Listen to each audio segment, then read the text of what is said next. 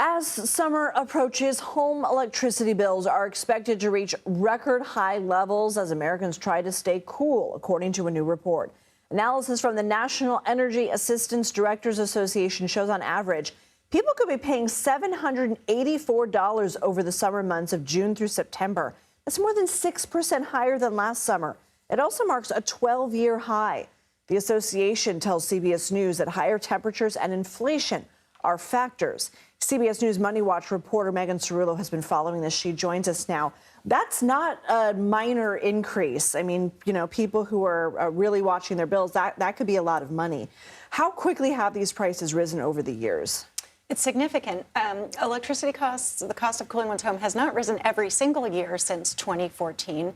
But as you noted, there's a 6% anticipated increase this year from the summer period, which is from June through September, up to $784. That's the national average compared to 2024. So that's a significant spike. And that's because both the cost of electricity is going up and because of climate change, temperatures are rising. And so American households are having to use more of that electricity. Tell us more about the role of climate change and inflation.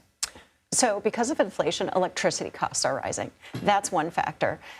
Temperatures are expected to get to be hot this summer. And so NIATA used their data and looked at weather forecasts. And that's how they came up with this analysis. And because it both costs more and they're using more of it, that's going to raise costs across the country. And unfortunately, we're also coming off a cold winter. And so folks are already behind on their heating bills. And because if you don't turn your heat on, your pipes are going to freeze. So that's not an alternative.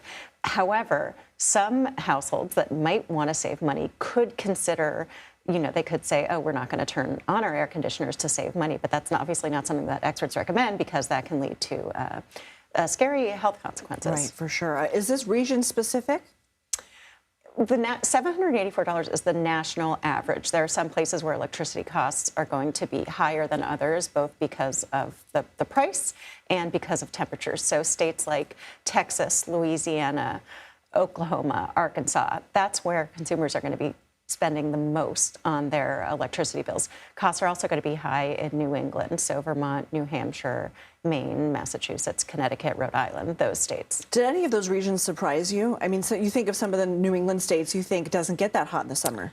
That was surprising. My guess is that that's because electricity costs are higher there, even if temperatures aren't as high as they are in some places in the South. How can this impact lower income households even more?